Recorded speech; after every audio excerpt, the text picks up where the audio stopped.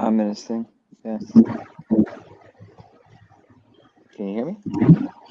Hold on, I'm trying to calibrate the speech to text.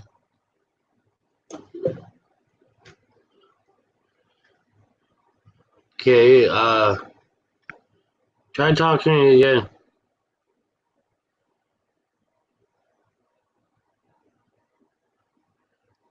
Can you hear me, Brian? Yeah, I can. It's coming through on the program, all right. So, looks like we're live. Mostly deaf, and I don't know if the it's weird how this works. What I'm saying. So that means you're gonna turn on the video and turn on some lights. Yay! Hey guys, why is this not? Fans a lot today too on the phone, just trying to people. But one of them from California, the guy that has the autistic kids, they made a movie about him. Like it's Miracle Run, which would be interesting to listen to. Yeah. He said he talked with Aaron Brockovich. Like lives in the same area. Acquaintances. So she does activism and legal stuff to help. So he's going to talk to her about this. All right, hold on. So I'm still fiddling with my sound stuff here, so don't mind me. The people in the chat are saying hi. Fine, yeah. Okay, you got me, buddy.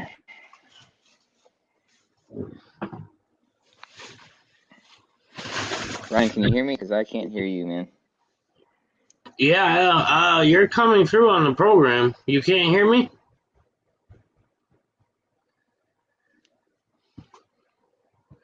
Can you guys hear me in the chat? Okay. Hey, Brian, I can't hear you if you're talking. Yeah, I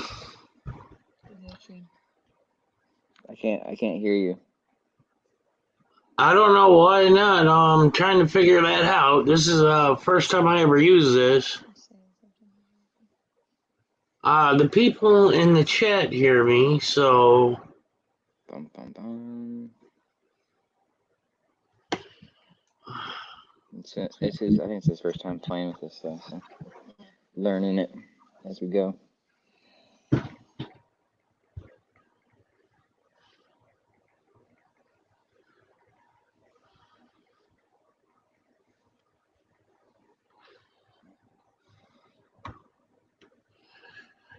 I don't know what's going on here. Audio, default microphone, default speakers.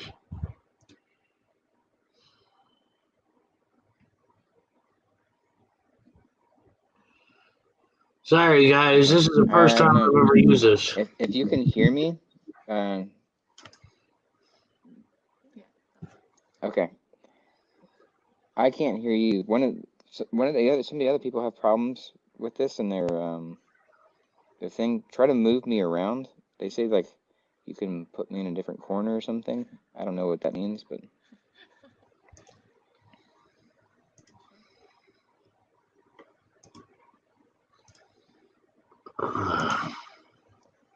They move people around, and then for some reason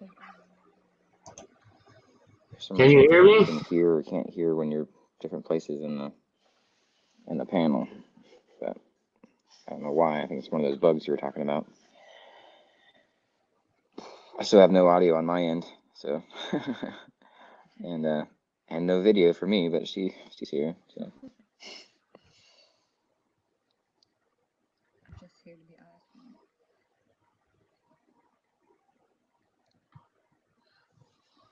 Do you want me to leave and come back in? Try that. It's gonna be your end to hear us all. He's saying yes. Okay, let me try that.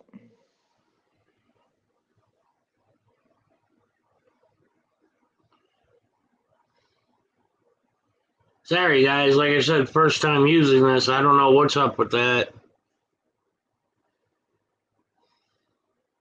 I mean, he's coming through on my text-to-speech, or speech-to-text fine. And you guys hear both of us fine. which is weird because my own stream is not showing in my channel.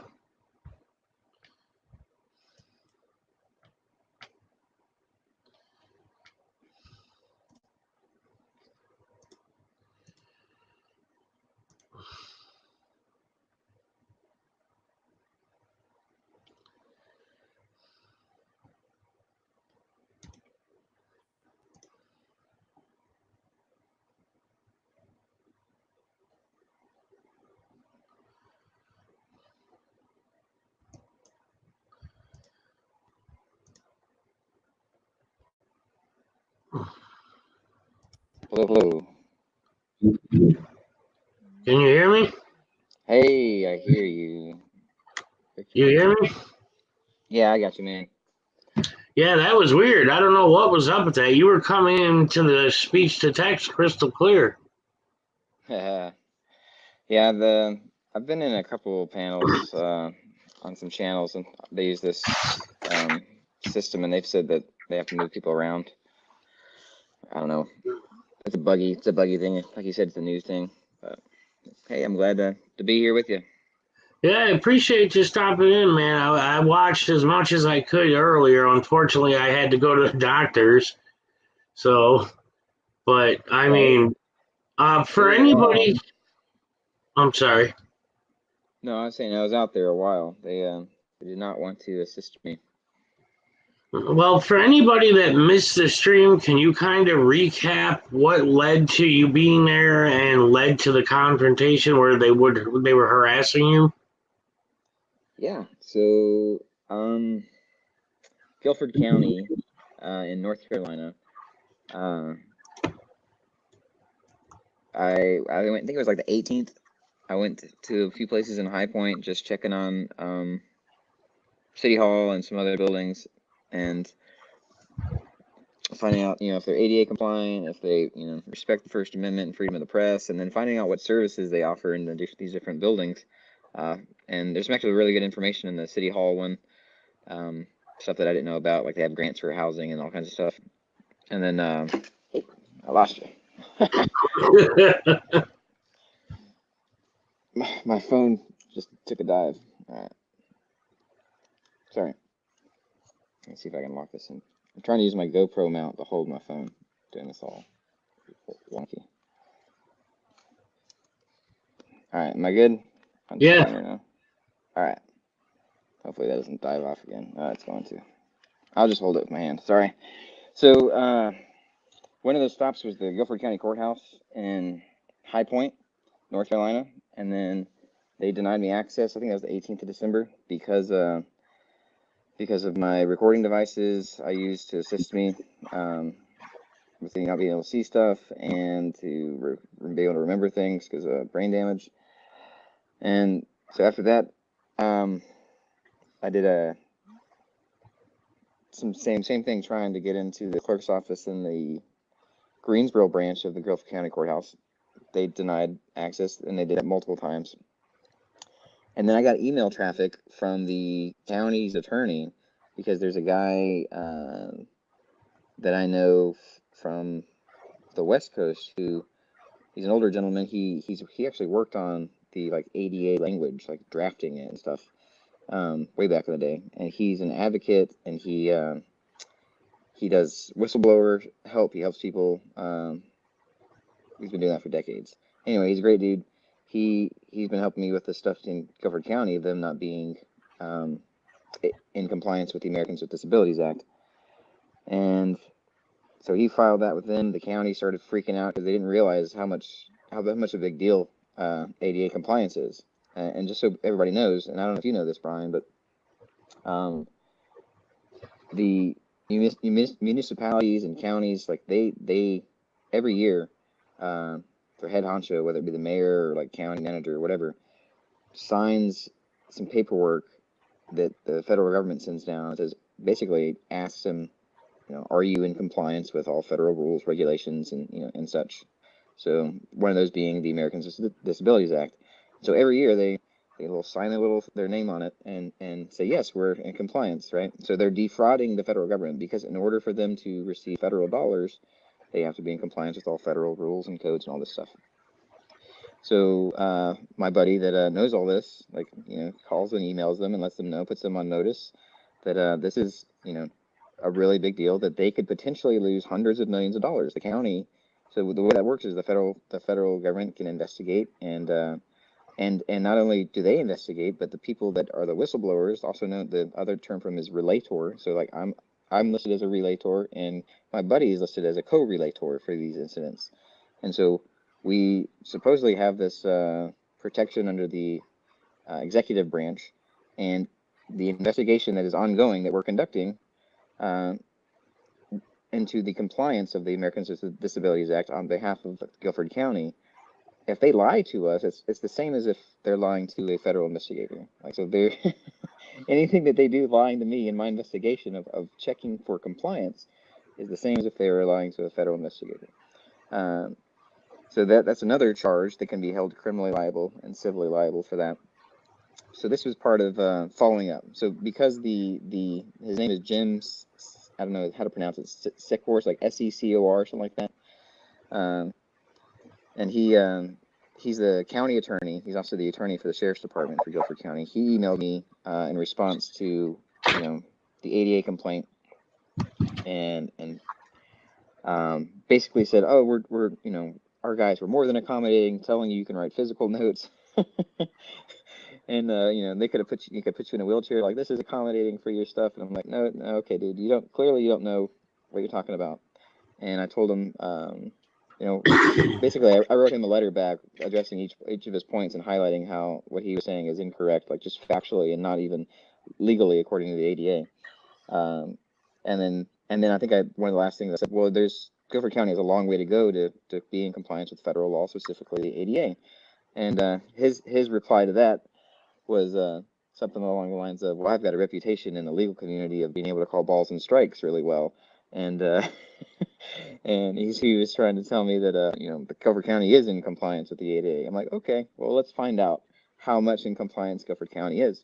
So that became part of this investigation, is let's go to other county buildings and find out how compliant they are with the ADA. And while we're there, do a check for their honoring the First Amendment and freedom of the press, and find out what services there's different county facilities offer. So that was the purpose for being there today. Now, when I went in, I did just that. I went in, I asked, what services. They said, oh, this is DSS. We do. They say they have a child support section, and they have a section that you can do food stamps, apply for food stamps, or healthcare. I said, well, I was interested in the healthcare process and how you go about doing that. How do I get more information about that? And they said, well, we'll sign you in. Give us your name and your information. And I'm like, I don't really feel comfortable giving you a name. So they put BJ down for the initials, and then they called me back to a window. I went to the window, asked the lady, who was really pleasant there, the questions I had about applying for healthcare. You can do it online or on the phone, or you can do it in person there. And I asked about what documentation is required, and they said you have to have an ID. But if you don't, there's a form that you can get, basically having somebody else that has an ID do attest to knowing who you are and validating that you are who you say you are, something like that. And same thing with income. Like, if you have no income, how do you prove zero? That's one of the things for applying for services. If you have zero income, they want proof of income. Well, how do you prove zero? Right? And again, it's a similar thing. You basically sign like an affidavit or something that you swear that this is true or whatever. And so she was helpful. She answered my questions, and I was on my way out. So I left from her counter, started going back my steps to leave, stopped on the outside of that office, put my bag down, pulled out my poncho because it was raining. And I was going to put my poncho on. And when I was doing that, a couple ladies approached me along with one of the security guards that wasn't really, I don't know if he was in the live stream at all, because this was prior to me going live. And these ladies were like, hey, the first thing I think one of the ladies asked me was, how much can you see? Which is just an odd question, right?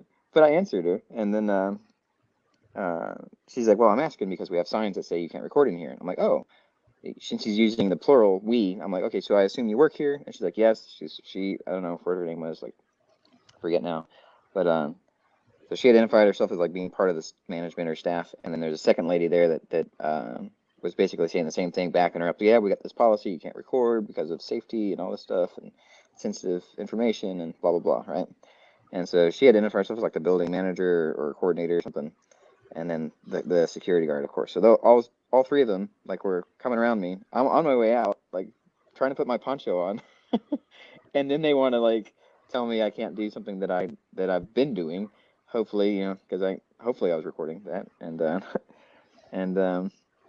at that point, I'm like, well, this seems silly that more security started being called in, and they continued, their volume and stress in their voice kept going up. So I'm like, well, let me go ahead and crack off this live thing in case they want to continue down this path, and if it just becomes a misunderstanding and we get clarify it, then it would be a short live. Well, that didn't go that way. They kept trying to escalate and threatening trespass arrest, and one security guard was basically asking the other security guard who has arrest powers because he's law enforcement.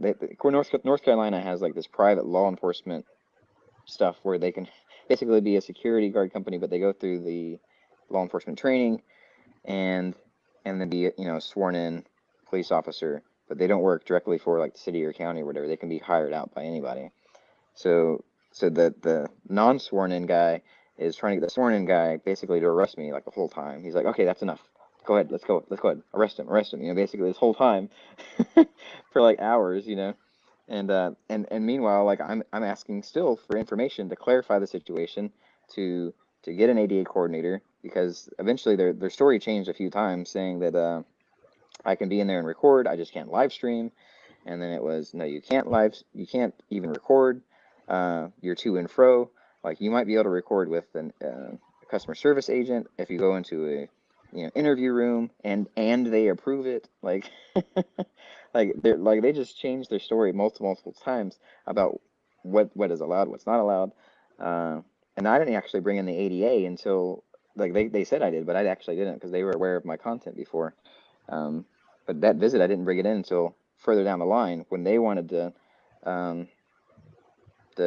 claim that I couldn't use it for any reason. I'm like, hold on, there's a whole other thing that I haven't really addressed yet, and so I brought up the ADA issue, like, and asked for their disability coordinator, and the security guard said, well, they didn't have one.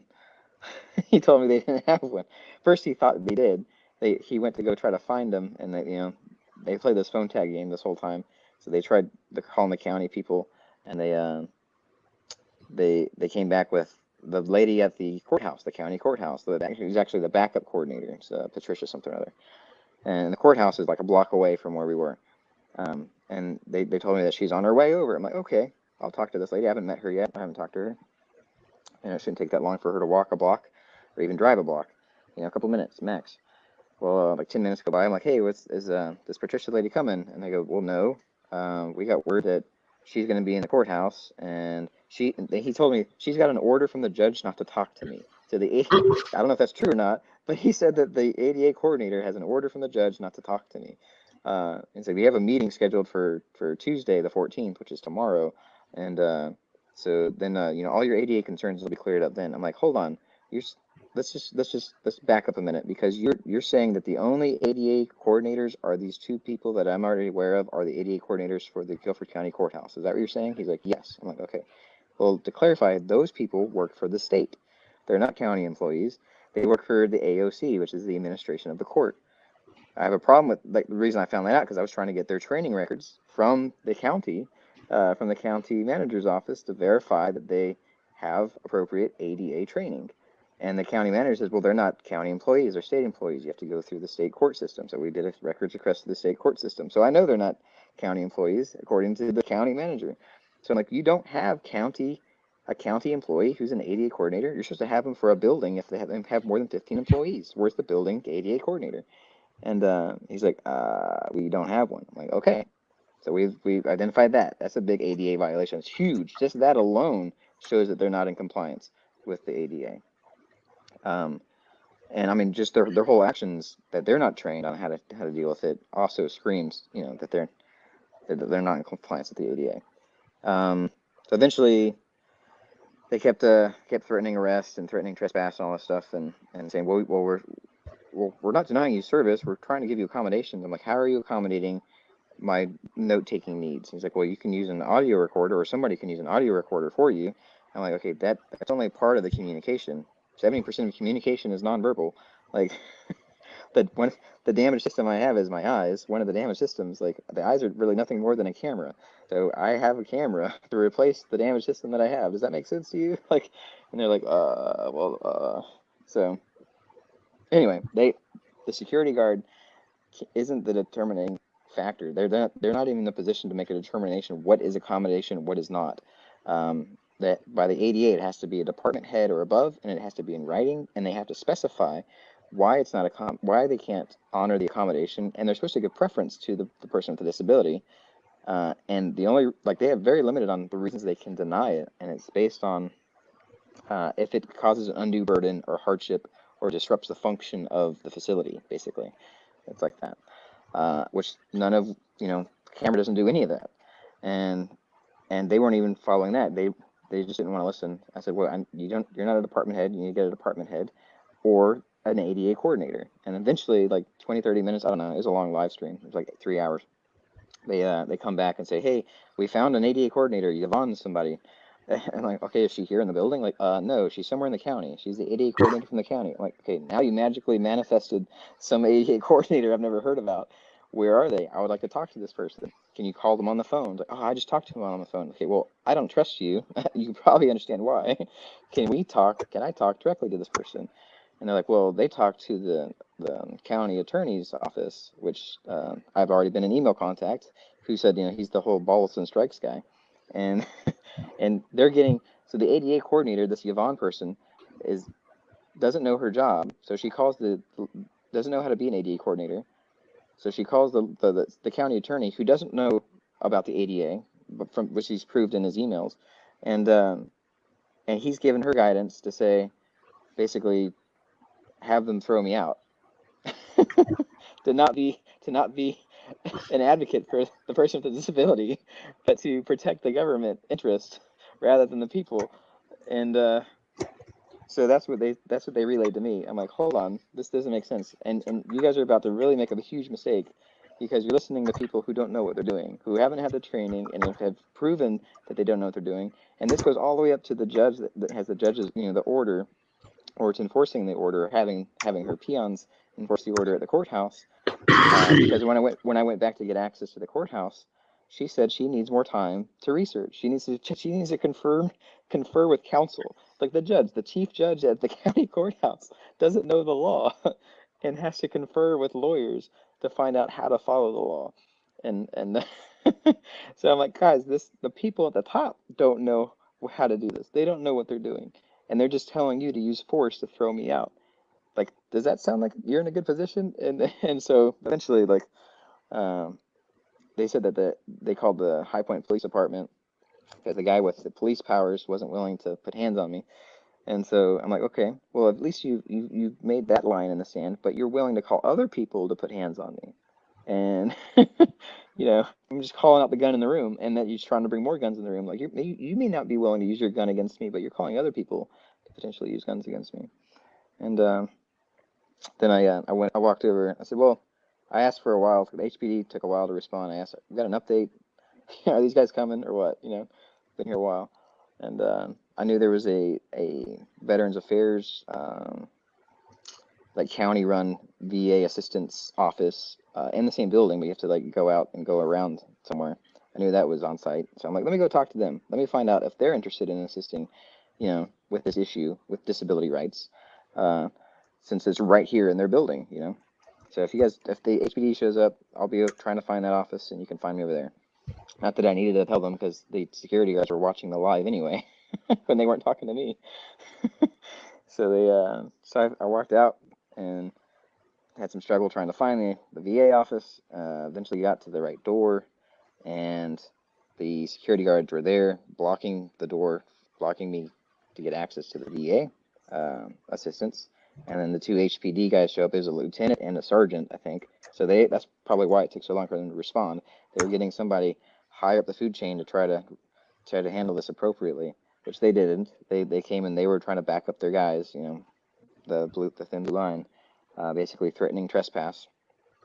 Even though they verified that I had legitimate business there, but they were like, well, this piece of paper on the door says no recording, so what else? What can we do? I'm like, is it codified? Does it have a code? Does it have a statute? And they're like, no. Okay, so that's not actually a law. You can enforce that. It's like, no, but we can enforce trespassing, and they control the property. Hold on, trespass law. You have to meet all elements of the crime, and then you have to be on the property of another and be told to leave and refuse. That's the trespassing law. And this is not a property of another. This is public property that belongs to the people. I am part of the people, part of the public. So therefore, this is part of my property. You can't trespass me off my own property. So they eventually, I think people called in and got the VA lady inside to come out and talk to them and back them off. And then they let me in and I talked to them.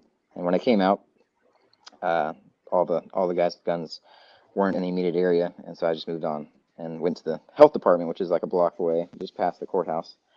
And after going in there, I had to go use the bathroom for a minute and came back out, and one of the security guards from the first building was there. So like they were stalking me and chasing me around and telling me I can't record in there because they're same line of bull crap. But I already been live for like, I don't know, over 2 hours. I didn't want to.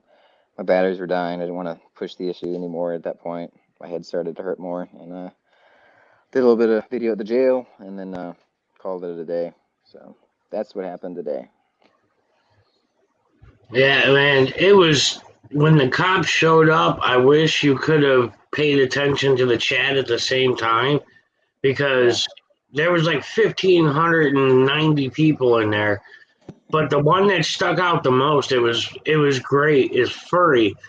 She's in the chat like over and over again. They better not touch him. They better not touch him. They better not touch him. It was great. Man, she was going off. Yeah. But I think if if I used any, like, I don't know, if I used a different approach, or if I didn't have the visual impairment, I think if it would have been basically a different person with a camera, they would have definitely put cuffs on me, So I just kept trying to give them ways to get out of using violence. I was trying to help them to not use violence. It's not my goal for them to use violence. I don't want them to hurt me or beat me up or anybody else. I want to call out the violence and help them. That's what I kept trying to do, is appeal to their morality, appeal to their sensibilities, and then when that failed, appeal to the law, which supposedly they uphold. And so I think between people calling in and trying to put pressure on them to do the right thing and not step in it, and the lady from the VA office came out and tried to bring those guys down a little bit, and I don't know. And, I got the feeling that the HPD guys were willing to take it out of the way and put cuffs on me to force me off the property or whatever. But it didn't actually go down like that. So. Yeah, see, while you were, talking to them, before you went outside and the cops showed up, everybody in the chat was calling the building, trying to get through and, speak their mind. I decided, well, let me try a different approach. So I tried to use the teletype system for hearing impaired people to get through because I don't hear very well. So I'm trying it, and it just rang and rang. I didn't even get so much as, typically when the teletype systems are not functioning, it'll give you a busy signal after 2 rings, and that kind of indicates to the system, for whatever reason, you're not getting through.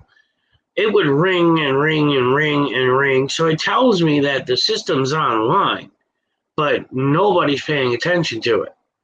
And I hung up and tried back a whole bunch of times, and I could not get anybody on the teletype system at all.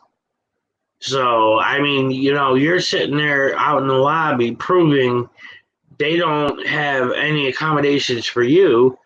And here I am. I can't even get through as a hearing impaired person on the teletype system.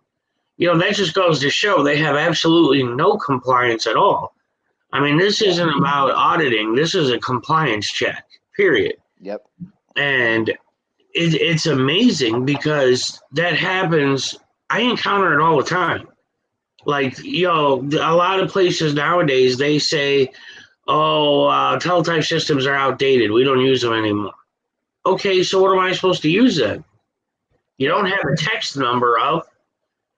So, that kind of, it's like it totally shunts hearing impaired and deaf people out completely, you know.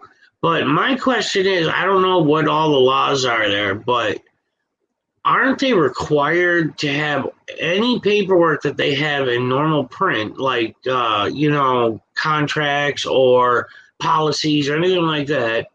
Aren't they all supposed to be in Braille and normal writing? Is that a requirement? I haven't checked the state law on that, and the reason is I don't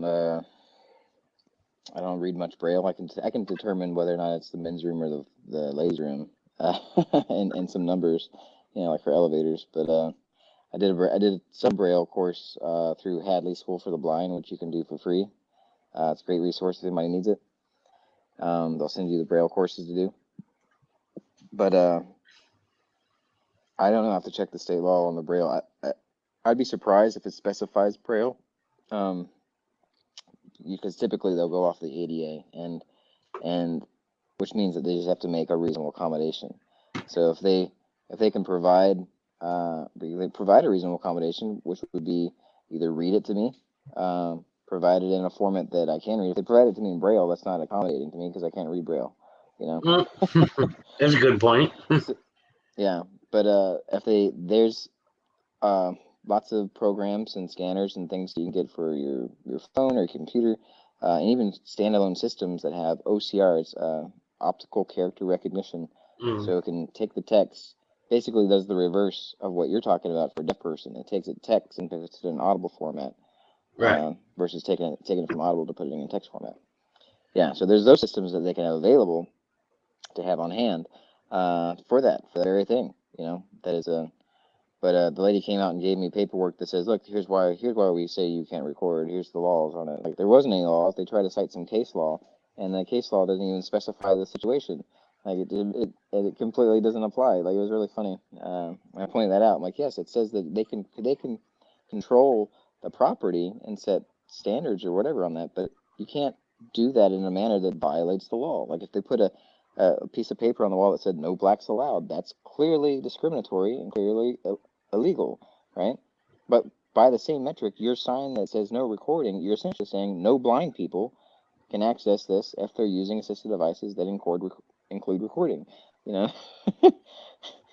so I pointed that out. I pointed out, like, even specifically to the First Amendment, like, if you put a sign up that said no praying in this building or no crucifixes, no religious symbols, that's equally discriminatory. You can't do that, right? You wouldn't enforce that, would you? And they're like, oh, no, we wouldn't. I'm like, okay, then why are you selectively enforcing this illegal piece of paper, right? And they didn't have an answer. I'm like, okay, it's the same amendment that covers that. First Amendment, right? Freedom of the press, freedom of religion, yeah. And so I tried different approaches with them to try to break through the cognitive dissonance, and I think some things landed, but their ego wouldn't let them back off and actually accommodate. If they didn't have any devices to provide for accommodation, and they didn't have any other alternative accommodation, or a legitimate reason to deny my preferred means of accommodation, then they have no legal grounds to deny me access under the ADA. And that's what I kept trying to point out to them, but they don't have training on it. They don't know any better. And they're getting their pointers from Jim, their county lawyer, who said something, which is why I think this is why these guys offered to put me in a wheelchair to push me around the office, because that's something that this Jim guy, their lawyer at the county, said would be another thing they could offer me to help accommodate me navigating through the buildings. And I'm like, how? Like, how is that accommodating? Like, that's just nonsense. Well, what killed me, though, was when you're sitting there saying, read this to me and I will leave. Read this to me. Yeah, And I mean, you must have said it 10, 15 times. You yeah, would think they would take a moment to read it to you. yeah, I mean, that's what's astounding is they would rather waste an hour threatening you than 5 or 10 minutes reading you a document. yeah, exactly. So, Yeah, eventually the guy that has had the arrest powers read a portion of it to me. Like he read the first page, and I don't know how much of the first page, but he refused to do it on the live stream camera for some reason. Like, oh really? Oh, you got it over there? Okay, she's looking at it now. She said that he didn't read the filming and videotaping section of the documents they gave me. Um, Interesting. really? Yeah. So he didn't. He selectively omitted that, and and for some reason didn't want to be broadcasted on YouTube while he read it, like with the video. It was really weird. Like I think I had the body cam going. I think I had the GoPro going, um, and so I put the camera in my pocket. Like okay, like if that for some reason this will satisfy you that you will read this to me, I'll put my camera my phone in my pocket so that your face isn't being streamed while you read, but hopefully the audio is. And he was okay with that for some. It was really weird, and so he read a portion of it, and then was cherry picking words out of it. It's like nuisance, like oh yeah, see this is a nuisance, and so right here that said this case law you can't do this. I'm like, no, that's not what that meant, dude. So like it was really sad and kind of comical at the same time. But I tried to keep my composure to address those points with him, and then eventually he just disengaged. He became non-responsive. He didn't want to address the actual understanding in legal terms that he was reading because he probably didn't understand them. And Yeah, I mean, it's ridiculous, man. I mean, I kept playing that over and over again in my mind, and I don't know. I would do anything. Like if somebody's disrupting my business and they're 100% legal, and I have no way to get rid of them other than to read them a document. I mean, take the damn time to read the document, people. yeah, I I know that you kept saying that. See, the one of the things that bothered me is you kept saying I need these cameras because of my, disability. Your yeah, ADA compliance. I don't understand. Like you said, you kept saying it's a public lobby, public building, blah blah blah, public, public, public. Like you were drilling it into their heads, and yet it was like a deer in the headlights with them the whole time.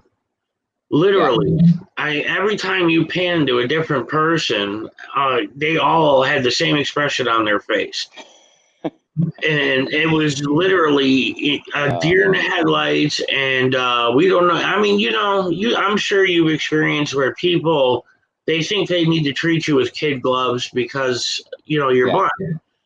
That's kind of what you could read off of them was like they're sitting there saying to themselves, "Man, if this guy wasn't blind, I'd deck him." That yeah, look. yeah. Well, And the Carter guy, the guy with the arrest powers, he initially technically assaulted me. Like this is before I went live. So initially, when I came in, he grabbed like my backpack and started pulling me a direction. Uh, he's like, "Here, let me help you find the information desk." And he like grabs my backpack and like starts pulling me.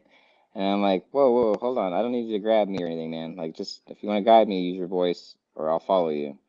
And so he let go, but I didn't even bring that up with him because there's other issues. Like, like I really think he was trying to help, but I think he was also pushing it in to find out what I do.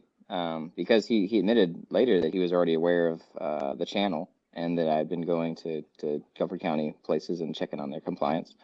So, so yeah, it was interesting. Like that encounter was interesting, and I don't think I had a camera angle that will show him grabbing me because it's my backpack is on my back and my GoPro is on my chest. So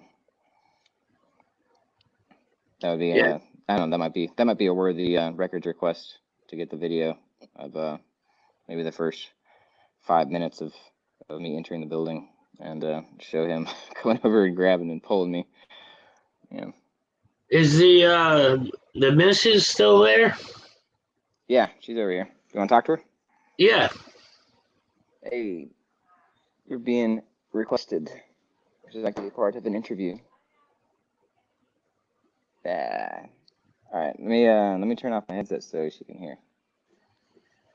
Hey, I'm just curious what her thoughts are seeing you in that situation with all those guys surrounding you. What was going through her mind? Can you hear? I was just really glad that there was so many people in the live stream calling in and stuff. Like I thought that was cool that so many people had his back. Because there's not a lot. I mean, not a lot I can do from where I sit, but that was nice. But I mean, does it bother you that he puts himself in that position, or are you got his back 100% on it? I'm with him. I'm back at your back as best I can. I mean, it bothers me in that, like, I get concerned, but I think Right. he's doing great. So, and if anybody can de-escalate it, he can. Well, it's good to hear because I mean we've had a lot of people that I've experienced over the last 3 years being a part of this where their partners were completely objective to it. Like they wouldn't back them up, stand up, nothing, and then you got the ones that are hardcore, they want to be there with them. Oh. It's like one extreme or the other. What was that? I said it's usually one extreme or the other. Like, the wives or husbands or whatever, they either have their back 100% or they don't want them out there. Right. So now, have you guys talked about a plan? Like, if he does get arrested or something, you guys have a plan ready? Yeah, ish. It depends on, I guess, the circumstances, but I don't advocate for violence in any form, and I try to always de-escalate and handle it, resolve things peacefully.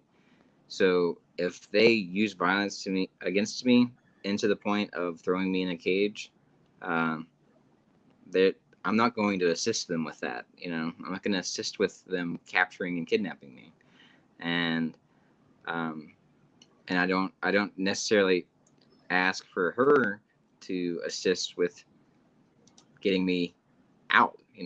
Paying. I'm not going to pay the ransom to get me out. It's going to be, if anything, she's going to promote, awareness of what's going on, that they're holding me as a political prisoner, and that they're refusing to release me without a ransom, and that's just basically how it's going to be. I'll sit in a cage until they decide to let me go, and most likely we'll be accompanied with like a hunger strike and some other things. So.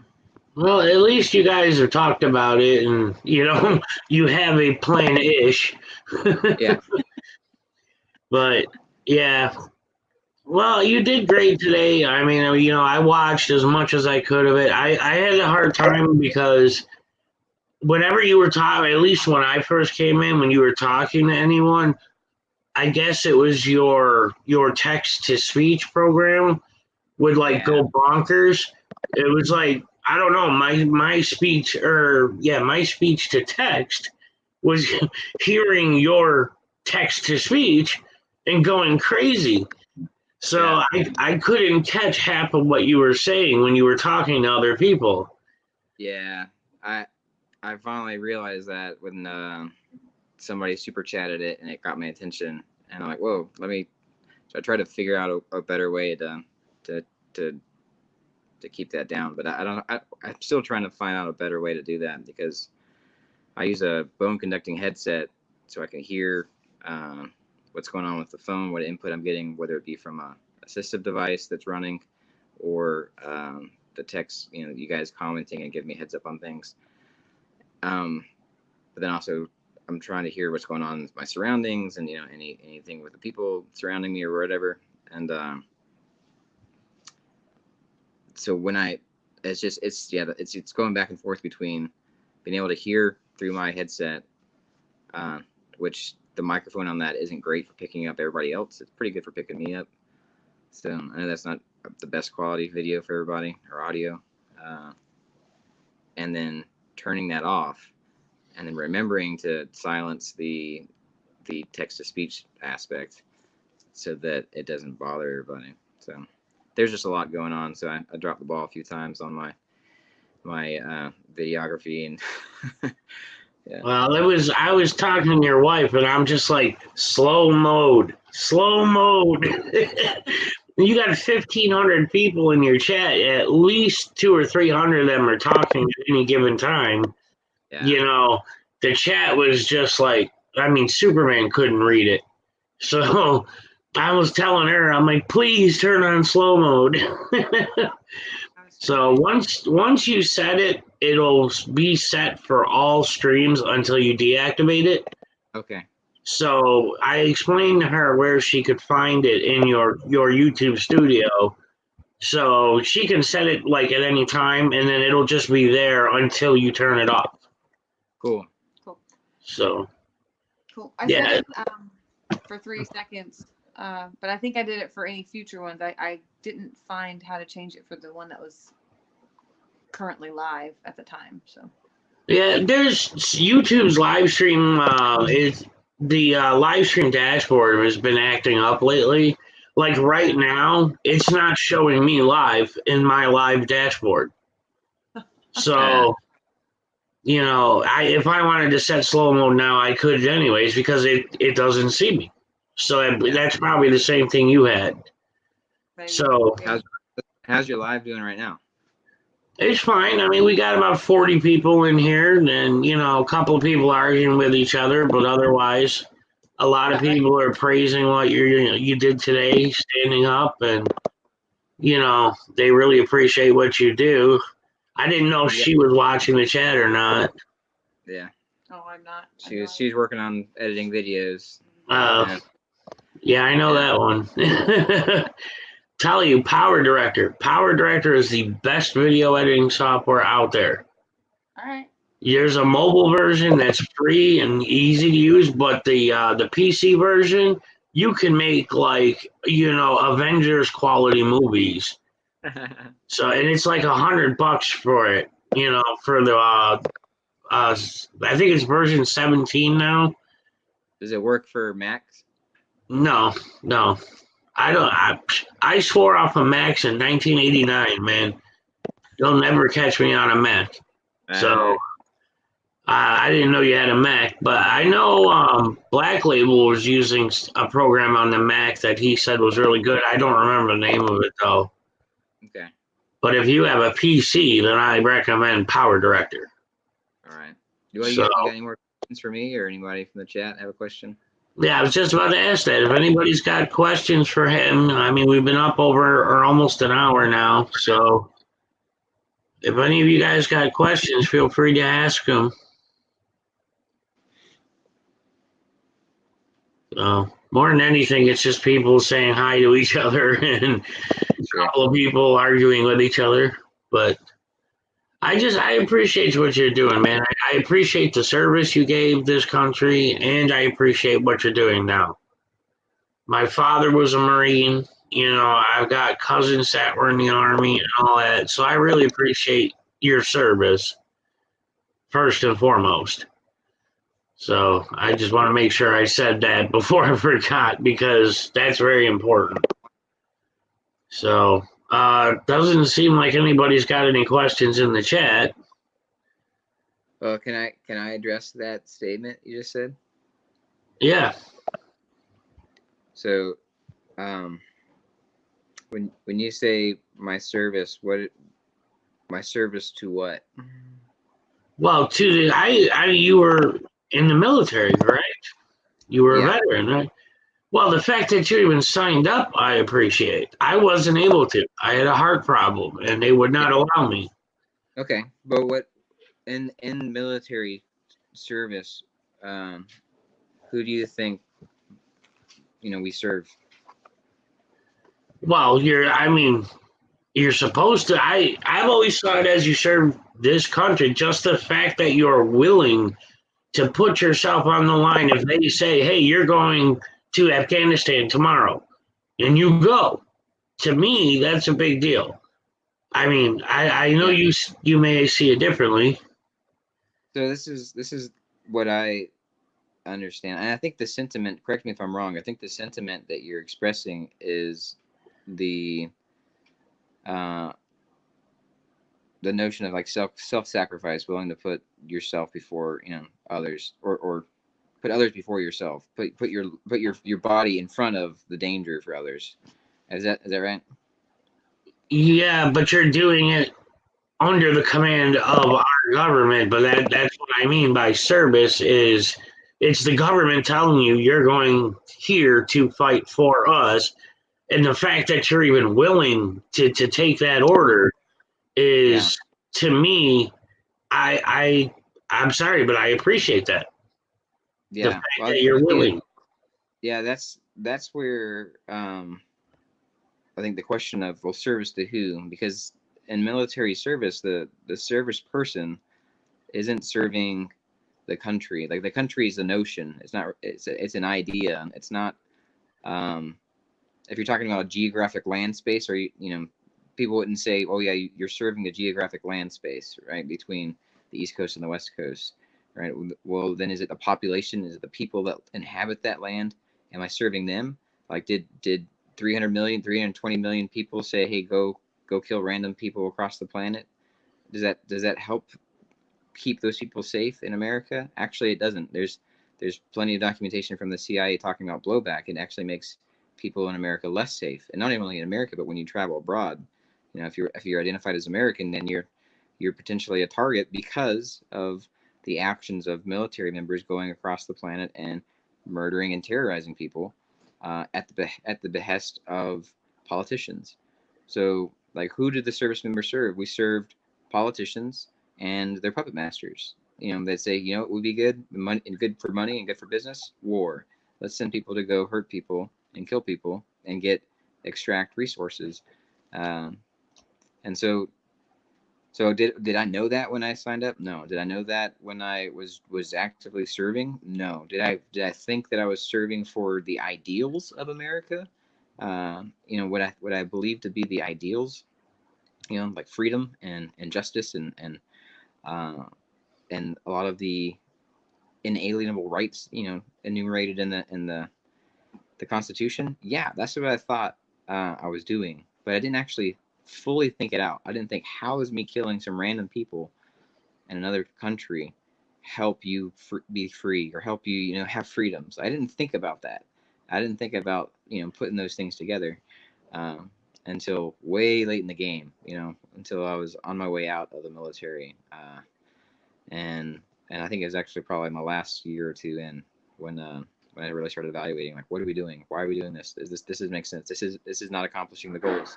This is not why we're not serving the people of America. We're not serving the ideals of America. We're actually making it more dangerous. We're making it less free. We're making we're helping the politicians gain more control over the people of America, and in the name of security, and so that people have less freedoms. Like, it's actually doing the opposite of the ideals that I initially thought I was going to serve for.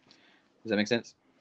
In a way it does. In a way, I see what you're saying, but I also have my own view of it. I was down on Long Island when 9/11 hit, and had that happened an hour later, I would have been in Manhattan, and we were forced to wait till the next day. They shut down all the trains. So the next day, I live in upstate New York, so I had to take the train into the city, swap around, and then catch the train upstate. Well, in the process, we smelled the bodies. We smelled the burning everything. And when I thought about that, and I thought about, wow, how many people just died? And how many more could die if nobody stops them? And that may seem a little gung ho, but I thought,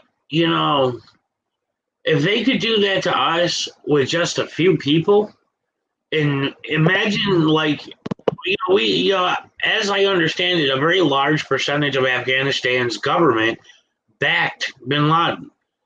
So when our soldiers went over there to stop bin Laden and anyone that supported him, I saw that as a great self-sacrifice of those soldiers to go there and do that so that 9/11 doesn't happen again. Well, yeah, a few things on that. The CIA backed bin Laden, and bin Laden was trained by portions of the U.S. government and had friends in high places in the U.S. government. So there's that aspect about who's backing who. The other thing is that do you really believe that 9/11 was done the way that the government says it was done? That a bunch of people from caves in Afghanistan planned this attack on the. I know that I believe that there's a million different stories out there, and all I know is that I was on a train that went through there and smelled all that. That's what I know. I don't know. Yeah. I don't know definitively who did that. I've heard a million stories, a million conspiracy theories. I've heard the U.S. backed them, the U.S. didn't. Russia backed them, Russia didn't. I've heard Australia backed them. I mean, So let's not talk about Osama, but let's talk about the actual the buildings, how the buildings fell near free fall speeds, which they've had engineers from all over the world analyze the video and the wreckage and all this stuff and confirm that you don't get this from an outer impact. You don't get this from an explosion from a plane hitting a building. You get this, not to say there wasn't a plane hitting a building, but that's not what brought the towers down. You get that from a controlled detonation. People from inside the towers that were in the lower levels have that made it out alive reported to hearing explosions below them, not above them, but below them. Take the building. I mean, I'm sorry. I know everybody's got their own opinions about that, and they've read different, different experts' analysis of it.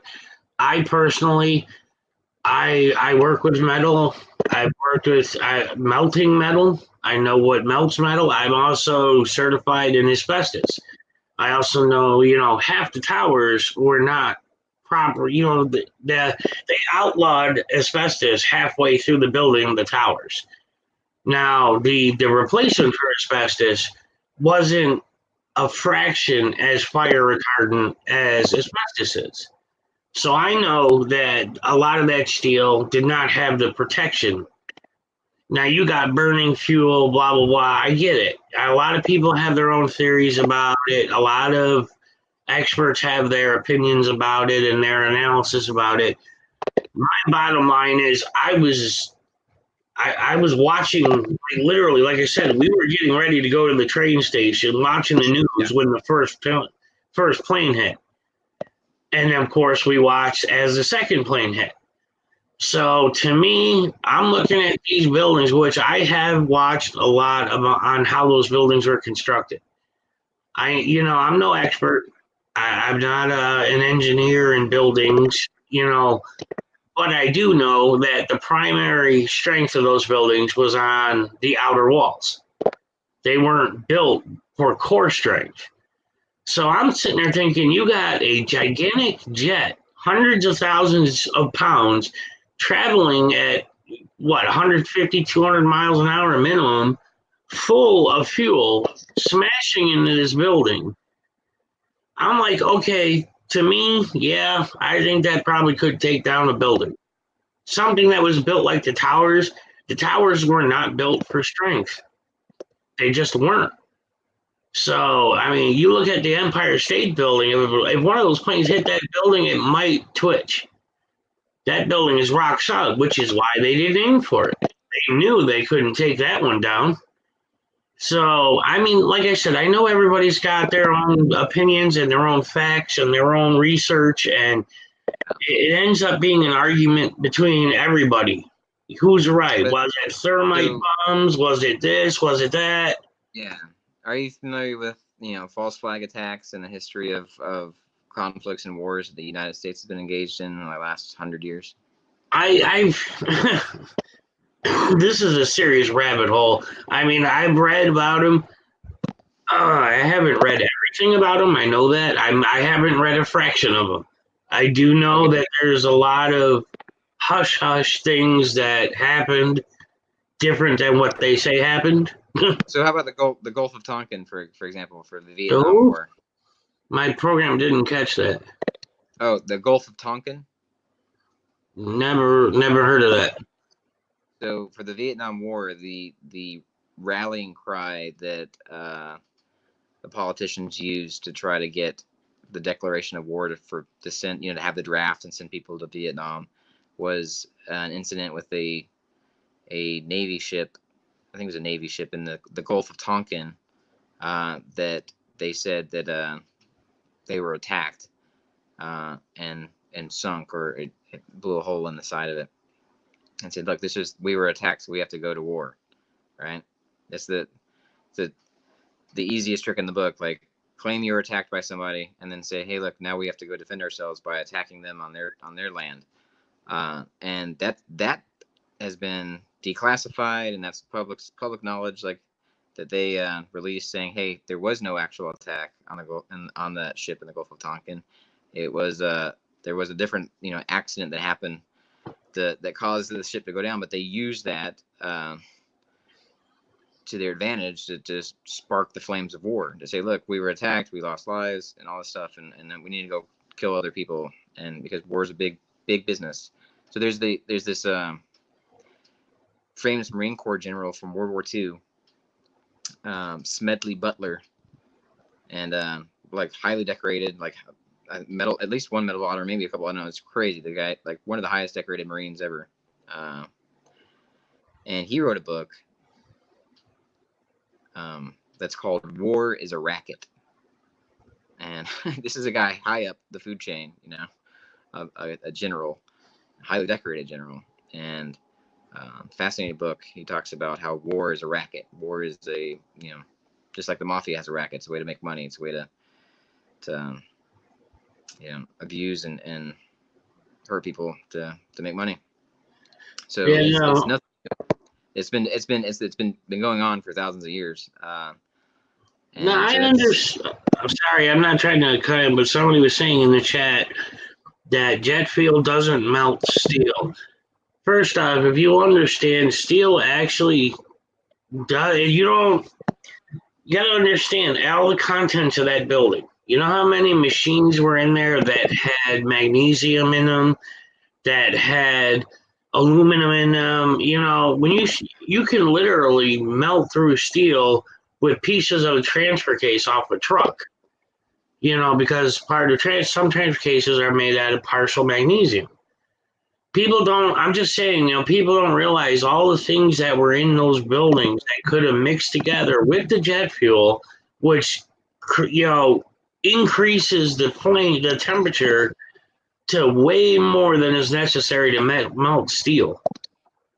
I mean, I do welding, I do work with metal, and those buildings were not built with like high carbon 1095 steel. They were built with common steel. So they had a much lower melting point than a high quality, high carbon steel. I'm just saying, like I said, this is a serious rabbit hole I avoid because everybody's got their own expert and their own, knowledge of it. And I just want to point out that if that's what you're saying is the cause, like to justify going to war, like sending people to go kill people in Afghanistan and in Iraq and all this stuff, like I'm not saying it justified war. I'm saying it justified stopping the source of those attacks. Which if you don't know, like you said, you don't know who the source was, then how do you do that? Well, you got the guy that claimed he was part of it. Okay, now as far as I know, I'm not a CIA agent. As far as I'm aware, Bin Laden very publicly claimed that he was the source of that attack. Now, whether he actually was or not, I'm not a mind reader. All I know is if this guy's willing to claim that, then pop him in the head. Get rid of him. I'm not saying go to a country and burn buildings and kill women and children. No. I'm saying take out the source of the attack. If that was the American government, then take them out. Whoever was the ones that did that, those were thousands of people that did not deserve to die. Is my point. I know. I agree. I agree with you there. They don't. It's tragic loss, and they didn't deserve to die. But a confession isn't proof.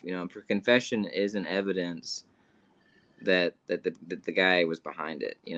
And there's plenty of reasons why somebody would confess to something they didn't do, especially something to that scale. Right. He wants the popularity in his country of it, and he's a rock star over there. I get it. Right. But you know what? If you're going to be stupid enough to claim it, knowing you got all kinds of special forces in America and Britain and whoever else that are going to come after you, and you're going to be dumb enough to sit there and say, I did it.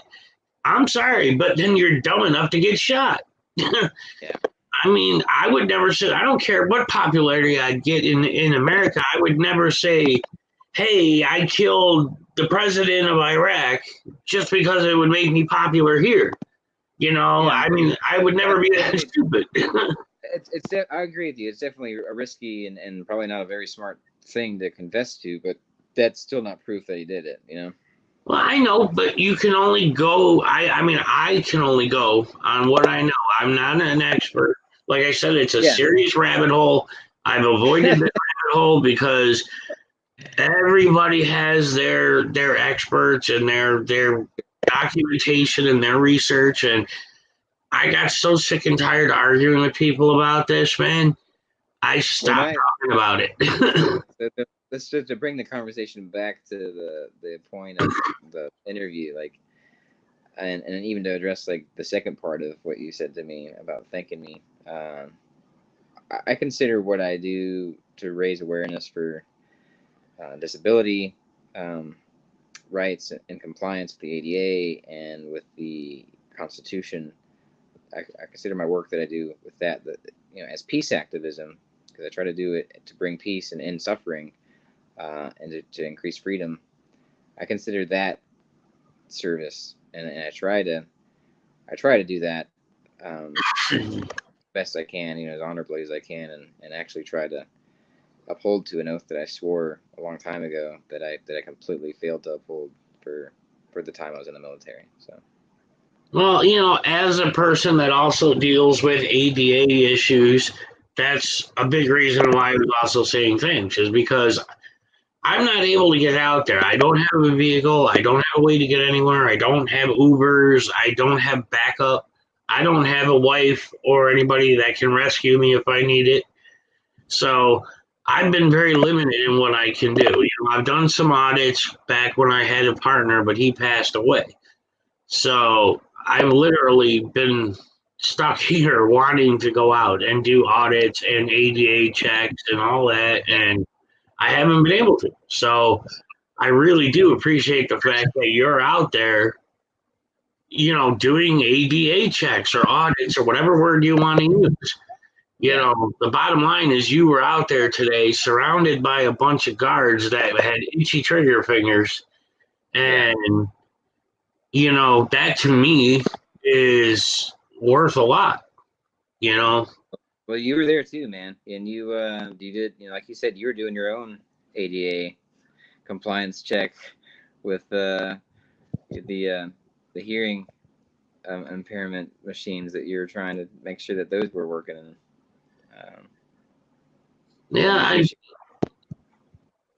I'm very thankful for people like you and other auditors that are, Furry's out there doing what she does, and, News Not Houston's out there doing what he does, and I just wish I could be out there with you guys. I mean, the last live stream I did, a local person happened to come into the chat the other night.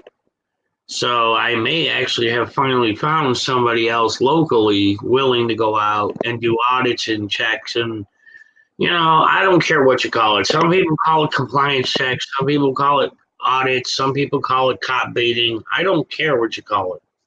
It's Sure. to me important. So, no matter what, I appreciate what you did, even if you don't like me saying it. Your service and your checks.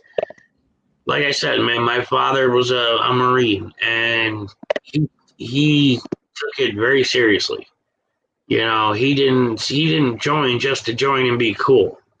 He joined because he joined towards the end of the Vietnam, and he actually wanted to make a difference.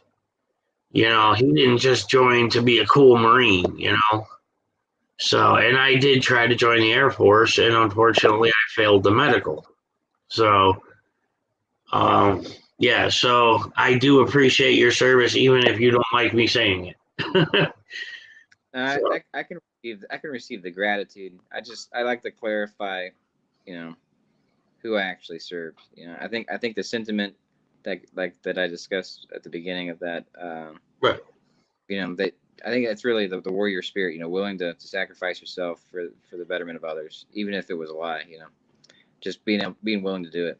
Right. Yeah, that's what I mean. I appreciate the fact that you were even willing to do it, right or wrong, whether the CIA did it or not. I mean, whoever did it, the fact is, no matter what, you were still there.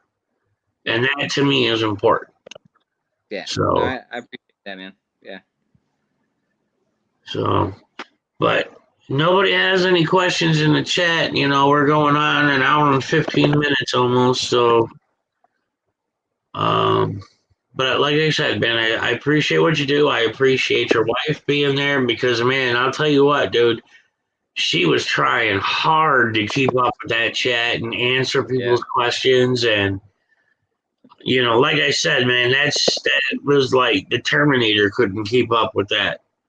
So, yeah, well, thanks for helping with that. Hopefully, she got to figure it out to slow it down. I think that was the biggest live. That's probably the longest live we've done, and it's definitely the biggest audience we've had on the live. So, yeah, 1,500 people is no joke, man. That when I've had my chat up to like 250, and that was hard. And then I started. Furry started growing. Tried moderating 3,000 people. So, all right. Well, so somebody's saying, I wonder if the call flood woke them up. That'll be a good question. It's definitely, I'm sure they're gonna use it to try to paint me as a hooligan or whatever, and it's definitely a wake up call for them. I think the county knows that they're in deep water, and they know now that there's more people watching all over the world, and not just watching but concerned. And so I don't know. Tomorrow they're supposed to get back to me about the courthouse, so I'm interested on that. Hopefully, I'll be, able enough to answer the phone. My head's been pounding, so. Yeah. All right. Well, hopefully we could, do this again soon. Let us know if you're going to be going out again. Like, do a community post if you're planning on going out, even if you don't tell anybody where you're going. Yeah. Just so we can all be prepared, because it was definitely tense there for a while, and I ran a screen recorder just in case, because you never know if the files get corrupted or whatever. Thanks. So I was screen recording it just in case, but I would never show your video without your permission. Yeah, you can show anything we have, man. No worries. Well, I appreciate that, but still, I prefer that your channel get your traffic, We're not in it for traffic or the monetary benefits. Well, no, not for monetary. It's the more subscribers you have, the more people you can get the message across to. Yeah. That's how I see it. You got 10,000 people or whatever. That's 10,000 people that know instantly you're dealing with an ADA issue or whatever. Right. That's why subscriber count I see is important. You know, look at News Now Houston. With the click of a button, he sends a message to 182,000 people. Right. You know, so that's why it's important. Yeah. So, but otherwise, I appreciate you and your wife, you know, being available tonight and having a chat with me, and hopefully we can do this again. Yeah, once we figured out the Yeah. kinks. And I appreciate everybody in the chat for hanging out with us and, you know, listening to us babble on and me doing everything I can to avoid that rabbit hole. I just don't like that argument, man. I just don't. Yeah, it's hard, you know. It's definitely one we don't have all the answers to, and my inclination is always to question the official narrative. So, but I appreciate you, man. Thanks for having me on, and we definitely you know, could do it again. And All right. I'll try to keep everybody up to date on, you know, when we're out and about. All right, man. And thank you, everybody, for joining, and I'll talk to you all later. All right. See you.